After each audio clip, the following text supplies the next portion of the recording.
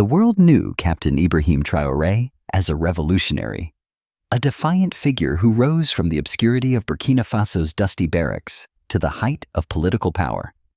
A man of disciplined principle and fierce independence, he had become the symbol of a continent rising against neo-colonial exploitation. His speeches were fearless, his policies bold, but behind the cameras, far from the chanting crowds and saluting soldiers, there was one part of his life that remained untouched by the public eye, a secret buried deeper than any state file, more protected than any military base.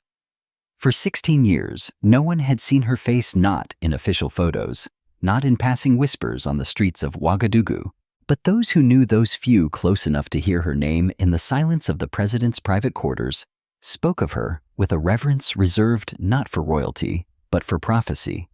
Her name was Aissata. She was Ibrahim Traoré's firstborn daughter.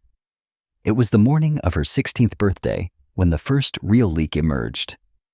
A flicker of a silhouette caught in the blurred background of a diplomatic reception. Western journalists, always hungry for contradiction in the lives of African leaders, speculated wildly. Was it a niece, a cousin, a godchild? But the eyes, sharp, observant, hauntingly similar to the president's, told another story. Within hours, rumors surged through encrypted WhatsApp threads and shadowy telegram channels. She lives in Geneva. One message read. No, she's being educated in Oxford, under an alias claimed another. She speaks 5 languages, and once debated a UN official on post-colonial debt restructuring. The more the public searched for facts, the more the mystery grew. It wasn't just that Ibrahim Traoré never mentioned her. It was that he had built an entire wall around her existence. To understand why, we must go back, not to his presidency, but to the war-torn years of his youth when he was still a student, a soldier, a believer in change. Long before he wore the uniform of a revolutionary, Ibrahim was a lover. The story, as unearthed by a former intelligence officer who defected to Europe, begins in 2007 during a covert training mission in Dakar, Senegal. There he met Aissatou, a Franco-Senegalese human rights lawyer whose fiery idealism rivaled his own. Their affair was brief, intense, and most crucially unofficial. When she became pregnant, she informed him through a handwritten letter. By then, he was already back across the border, under surveillance for suspected subversive activity. The timing was impossible. The politics were dangerous. And so a deal was struck. She would raise the child alone with state support from friendly diplomats under the condition that the father's name never be spoken. For the world, the child would be stateless. For Traoré, she would be sacred. Aissata's upbringing was like something from a modern fable, hidden in the Swiss countryside under a foundation tied to West African cultural scholarships. She was enrolled in elite schools under false names. Her protectors were vetted exiles, former anti-apartheid fighters, professors, and journalists, all of them bound by one code to keep her safe and silent. But talent, like truth, has a way of revealing itself. By the age of 10, she was already winning global essay contests under pseudonyms. At 13, she was accepted into a private mentorship program in Paris, reserved for the children of world leaders. Only then did whispers reach back to Ouagadougou. The president's enemies were the first to sense something unusual. Why had the French surveillance agencies flagged communications between a Burkinabe intelligence cell and a girl in Lausanne? Why were there secret payments made from the office of the presidency to a language institute in London? The puzzle was forming, and with it, a quiet panic inside the walls of power. Ibrahim Traoré had made many enemies in his rise to leadership. Foreign intelligence services, former oligarchs, and even neighboring presidents had watched his ascent with clenched jaws. But they hadn't expected this. A daughter beautiful, brilliant, and hidden from the world, like a weapon waiting to be revealed. Some feared she would be a political pawn. Others hoped she would be a liability. But those closest to her believed something else entirely, that she was being prepared. Not as a princess, not as a propaganda tool, but as a leader. One source, a former advisor who now lives under asylum in South Africa, recalled an intercepted letter Ibrahim wrote to her on her 15th birthday. "You were born from a revolution that never ended," it read. "Your blood is a roadmap of fire and forgiveness. You will not be my shadow, but my answer." This revelation would shake the world, but it was only the beginning. That letter, stored inside an encrypted flash drive, hidden in the lining of a courier's jacket, was intercepted in Lagos and later leaked by a whistleblower to an independent African media collective. It didn't make headlines in the West, not yet, but in political circles across Africa, it became legend. A coded prophecy, many said. A signal that Traoré was grooming a successor, not from the generals, not from the party, but from his own blood. For those inside his government, who had ambitions of their own, this was a threat. For his enemies abroad, it was an opportunity. If they couldn't take down the father, perhaps the daughter could be used to draw him out. Aissata remained unaware of most of this, at least for a time. She continued her studies in Brussels, hidden beneath another name, surrounded by caretakers who kept her isolated from the noise of geopolitics. But whispers have wings, and even behind marble walls and diplomatic shields, rumors seep through cracks. On her 16th birthday, something changed. She received an envelope, no sender. Inside was a photograph of herself at age 7, taken secretly on a playground in Bern. On the back, written in smudged ink, "He's not the only one watching you." That night, for the first time, she asked the question she had buried for years: who is my father really? Her guardian, an aging Cameroonian professor with kind eyes and a limp from an old battlefield injury, gave her the answer with silence. The next morning, she found her room stripped of personal belongings. A private jet was waiting at a remote airstrip. Destination unknown. She was moved again this time, not to another European city, but to a small fortified residence in the Atlas Mountains of Morocco. There she was met not by more teachers, but by operatives. Women and men who had served under Traoré in his early campaigns. They trained her, not just in diplomacy, history, or economics, but in situational awareness, escape tactics, and philosophy. If you are to inherit the fire, one said, you must know how not to be burned by it. Meanwhile, in Burkina Faso, the tension was reaching a boiling point. Leaks had begun to spread across the digital underground. A grainy video surfaced, showing a young woman at an African literature conference in Lisbon giving a speech about indigenous knowledge systems and the colonial legacy of education. Her face was partially obscured, but the cadence, the eyes, the presence matched those of the president. The clip went viral. Traoré daughter trended on Pan-African Twitter. Rumors erupted.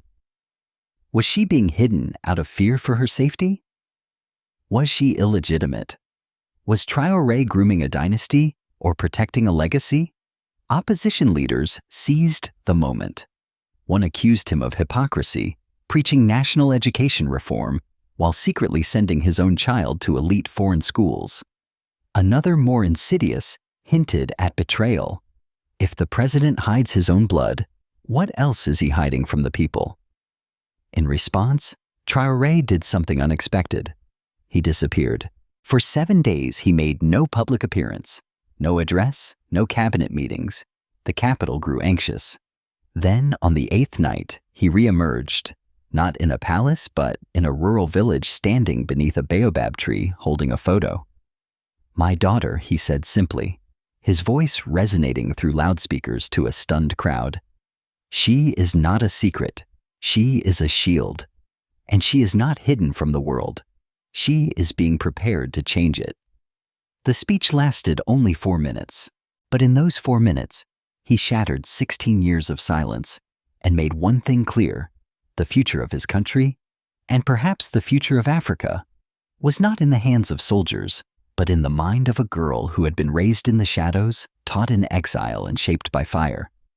But with her identity now exposed, Aissata was no longer safe. Within hours of Traoré's unprecedented speech beneath the baobab tree, the atmosphere across West Africa shifted like a change in wind direction before a storm.